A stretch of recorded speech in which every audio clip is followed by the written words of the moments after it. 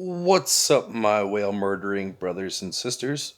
Today, I will be showing you a few tips and tricks that will really help you in the late game of Animation Throwdown, as well as show you how I've built my deck. So, as I was starting this game and completing my first quest lines, a huge portion of which is the Adventure Islands, I started noticing how the computer was so effective at beating me.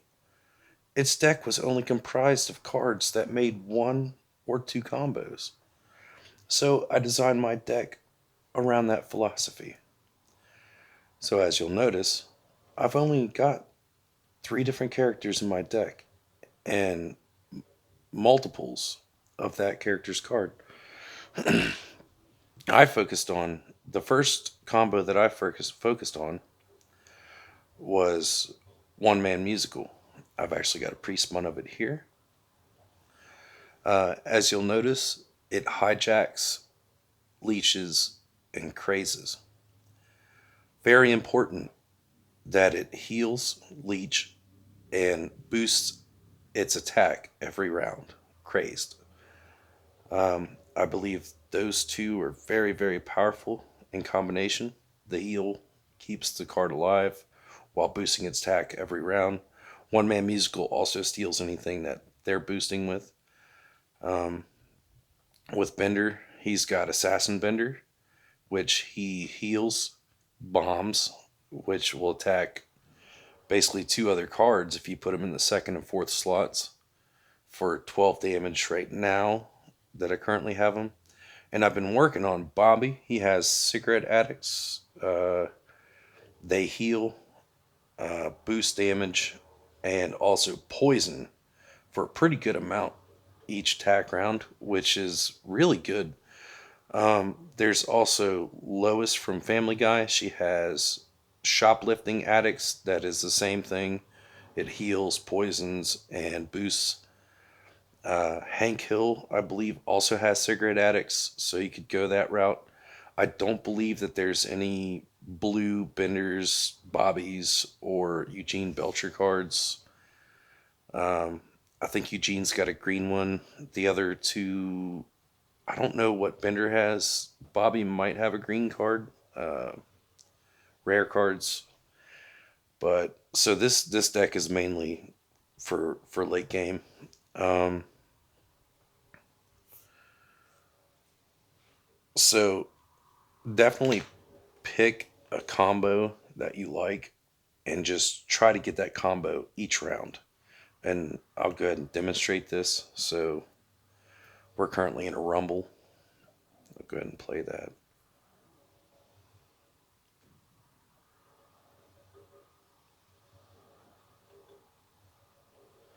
And you'll notice right off the bat, look at this.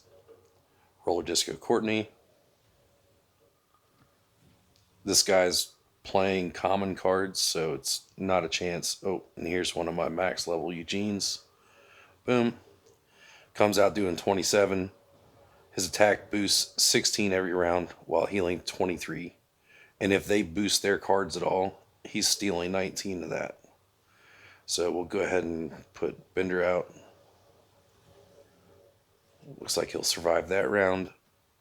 And we will make the Assassin Bender combo.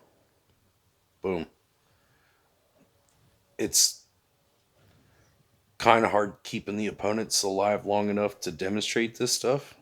But as you can see, I'll go ahead and play one more just for good measure. Maybe they'll give me somebody a bit more difficult. Boom. I've already got the combos. Here's Roller Disco Courtney. Boom. One man musical.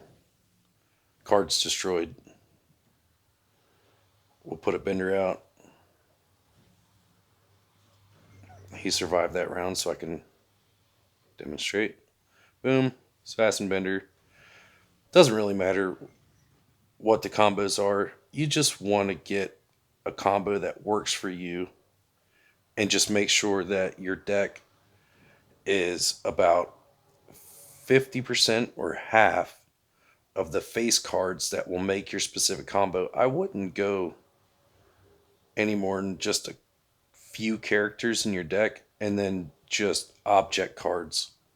So your character cards are like Bender here, anything that's like an actual character from the shows. Then your object cards are, Cat with the Gun, Earl's Guitars. These are your object cards.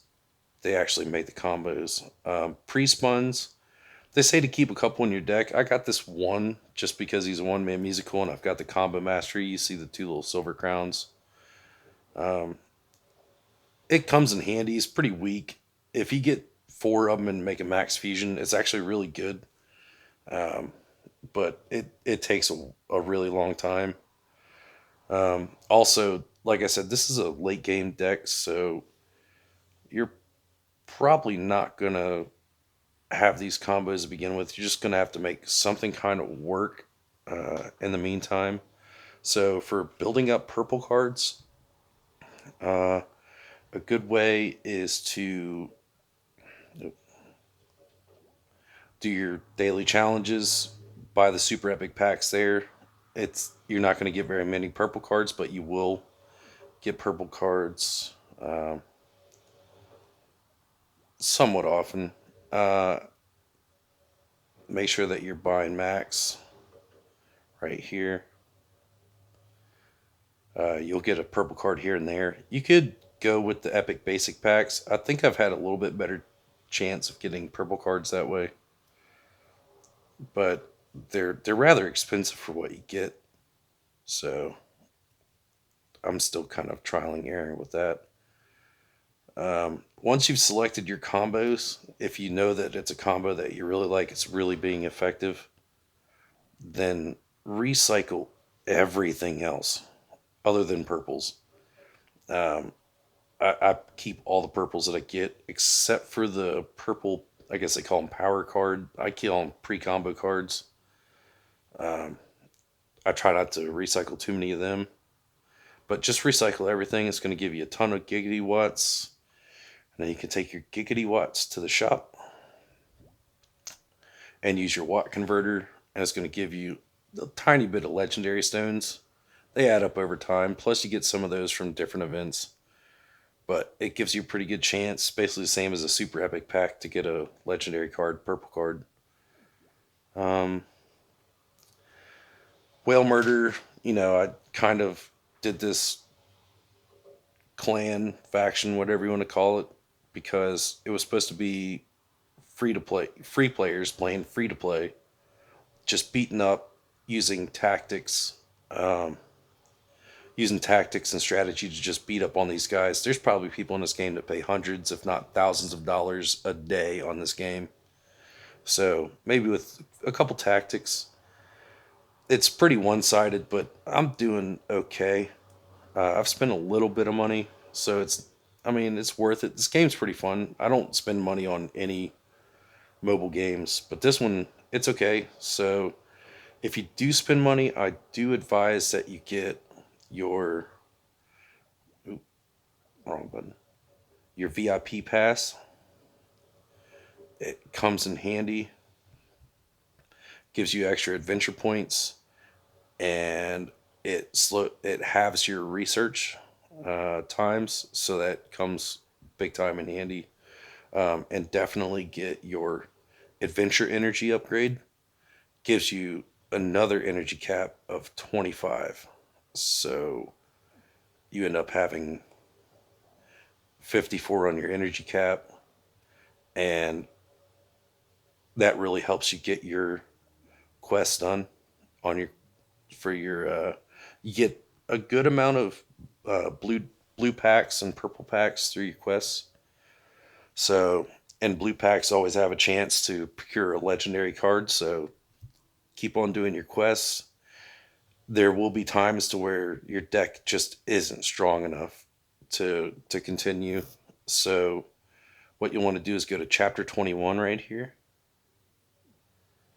and Brian, and then you can just either fight him manually if your deck's not strong enough to win automatically, or just skip through, and it's going to give you giggity watts and golden turds, plenty of them.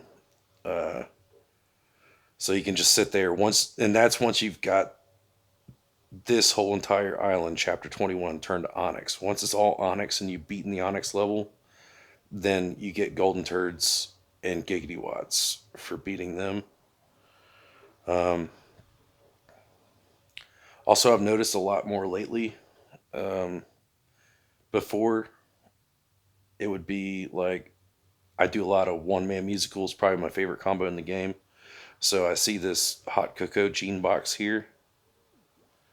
So I want to look at what cards tap on the reward pool up here on the card section, and you'll see Eugene Belcher right here is in that card pack, and you'll see that I've already spent 200 gems. I just bought one of them at the cheapest rate. It's a decent chance that you're going to snatch one of these purple cards. If not, snatch a Eugene, and boom, now I've got another Eugene to fuse. So if you want to go that route, just stick with the first tier. They get really expensive later on.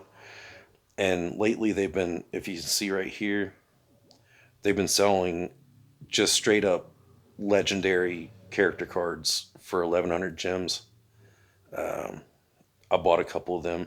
I bought some Eugenes and some Benders just to get them dual and quad fused. Um, with your golden turds, just save them up. You can see that I've got 36,000, almost 37,000. So that's almost 37 packs, golden turd packs.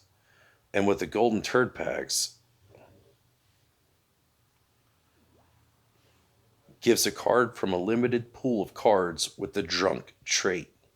So golden turd packs give you a really good chance of purple cards, but they're only going to give you a card based on whatever the battleground effect is at the time.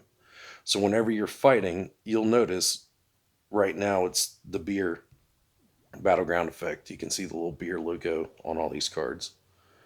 Um, next couple weeks is going to be the rich, which is a little bag of money, but it'll only give you cards from that um, category of cards. So you want to save your giggity or your golden turds until it's into the category or type of card that you want for your combo. So right now I'm waiting for musical cards or armed cards or addicted cards because that's what makes one man musical, assassin vendor, and cigarette addicts respectively. So I'm saving up to get as many of those purple cards as I can to make my fusions and get my deck stronger. Um, Same with mastery tokens. You know, choose your few combos that you want to make your deck. Just make sure you get those combos every single time you get dealt a hand, and just save your mastery tokens or your gems, and just buy the mastery tokens for those combos. Um, I think that pretty much does it. Yep. Uh, like I said, Guild's been doing pretty good. I'd like to give a special shout out to guess that's how you pronounce it. Been doing a really good job helping keep up with Guild. We're starting to get a pretty active player base. Um, we're achieving pretty good ranks in the rumbles. Now in sieges, we've lost like the past three. And always remember, whenever you got a siege, look for the island. Like you see this disguised island right here on the inside. It's only got 90. Everybody attack the same island because if you destroy it, you get an extra 2,000 points. And that's very, very important for winning sieges. Um, and I think that pretty much wraps it up. In the arena, if you're trying to, I would try to get your arena level high at first. Uh, I think it's easier to get the packs that come with that quest line for actually getting your arenas level up. So if you're sitting there struggling, you're winning some, losing a bunch, The game usually screws you over at about the fifth fight, but you can just sit here and refresh. Just hit this refresh button right here and just keep refreshing until you have a weaker opponent, and keep that win streak going, so that way you get more and more experience to level up. And then when you're in your once you get to that point to where you're in the secret fight club here, as you can see, um, drop out of it, because you'll want to level up a character to level 15 in order to get those last couple packs. And it's entirely too difficult to do it in the secret fight club. It's a real bastard. So if you lose 3 fights with no crowns, if you see your crown count up here at the very top is 0, and you lose 3 fights, you drop to uh, level 15 in the regular arena, and you can continue battling weaker opponents and getting your hero tokens in order to level up whichever hero you're trying to get to 15. Very important. They changed it recently to where pretty much the maximum amount of crowns is about 2,500. You can see the number one right now has got 2,700, but right around 1,000 crowns, as you can see, the top 100, 2378 is the lowest. I'm at number 10,000 with 1,000 crowns. Problem is, at 1,000 crowns, if I win a match, I get 11 to 15 crowns. But if I lose, I lose 30. So if I win 3 fights and then lose one, I actually just break even. And they always try to screw you over on the 5th fight. So just keep that in mind. If you guys got any questions or concerns, just let me know. I've thought about making an invite only guild, but the bonuses for having 50 players in helps a little bit, quite a bit. You make a pretty good chunk of coins off of that. But proud of you guys. Let's go in here and give them hell, and have a good day.